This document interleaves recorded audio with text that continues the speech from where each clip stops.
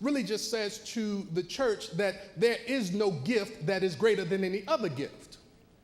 In fact, he says that there is a variety of gifts, but one Spirit. And so as we're working with this lesson this morning, as we're looking at the many talents and abilities, the skills that exist right here, I just want us to be on the same page from the standpoint of whether or not there is a gift that you have that's greater than the gift that someone else has. The answer is no. Unless you have by some measure given yourself your own gift, then there is really no ability or way by which to brag about something you didn't give yourself.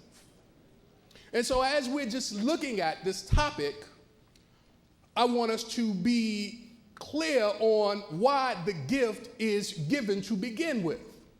The gift is given for the greater good, Bertha, of the community. Any gift that you have, especially as you are compelled to share it in this setting, is given to you so that you might be a blessing to that setting. Not so that you might be a bragger in the setting, but so that you might be a blessing in the setting. And so Jesus then brings us to what we're really going to talk about today. And he presents this to us in a parable. It's the parable of the talents. Anybody familiar with the parable of the talents?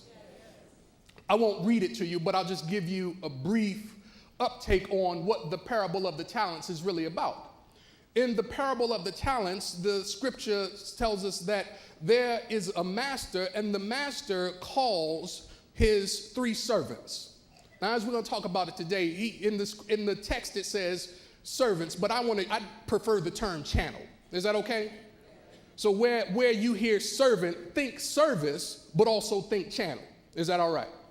So in the narrative, he says that a master was about to go on a journey, and as he's preparing for his journey, he called his 3 servants.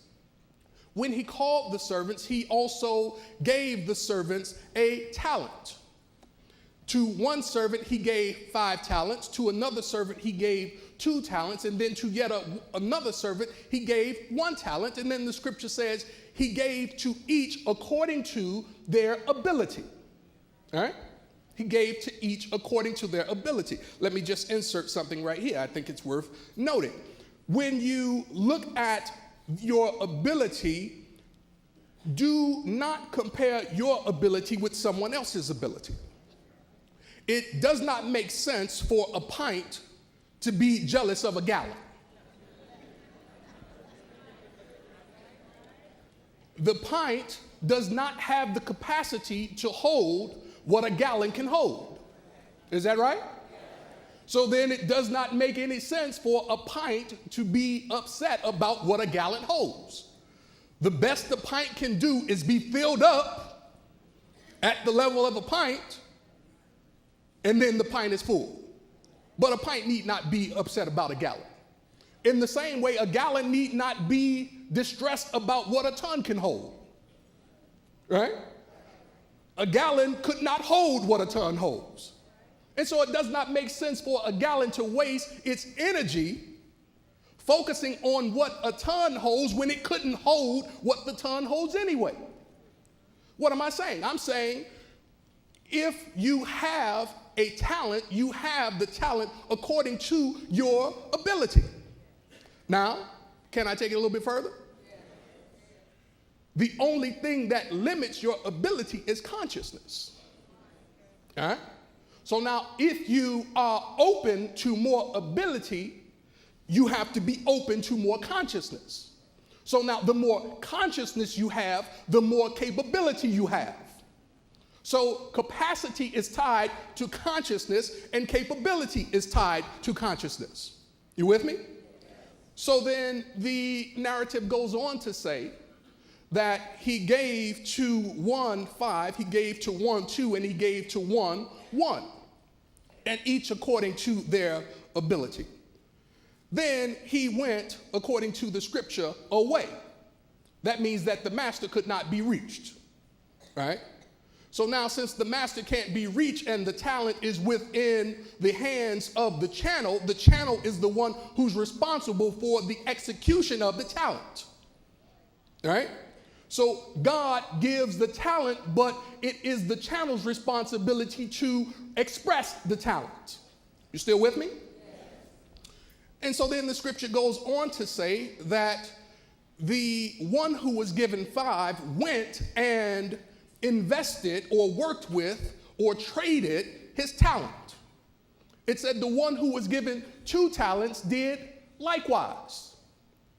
And then the one who was given the 1 talent, according to the text, was fearful about how he might handle the master's talent, and so he hid and buried the talent. The master came back, and when the master got back, it was time to reconcile the books. All accountants know that at some point you have to reconcile the books. So now when it's time to reconcile the books, the master calls the channel who he gave 5 talents, and the channel says, "Master, you gave me 5 talents, I traded those talents, and now I have 10 talents. That's double your money. That's double your gift. That's double your profit. That's double whatever you gave me. That's pretty good." Is that right?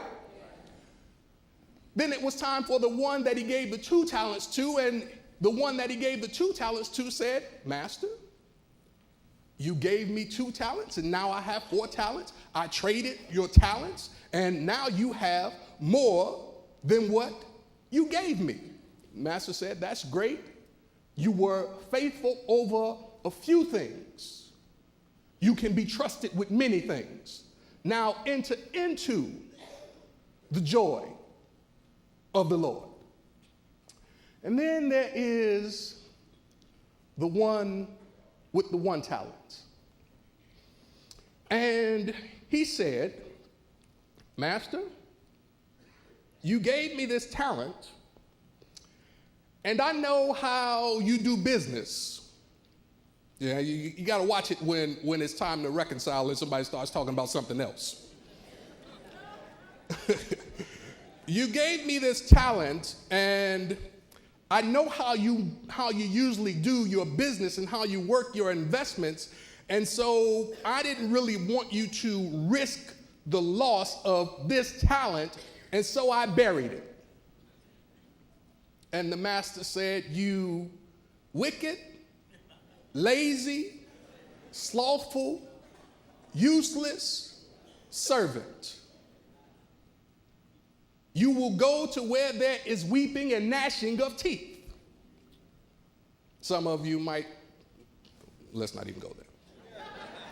So then let's work back up to our lesson for today. So now each of us have the talents or the abilities or the gifts or the skills that we have according to our ability. There is nothing that you have by mistake. In fact, everything that you have by right of consciousness. But what we see that's very interesting unfold in this parable is that there is a line of thinking that directs how the servants or the channels move as it relates to what they're given. Anytime the master or the father gives you something, as your daily inspiration said, it's given to you for a definite intent. Really, it said divine intent and for a divine purpose. If you are given a gift or a talent for a divine gift and a divine purpose, watch out now, then it's not really yours to do anything with other than what you were given it for.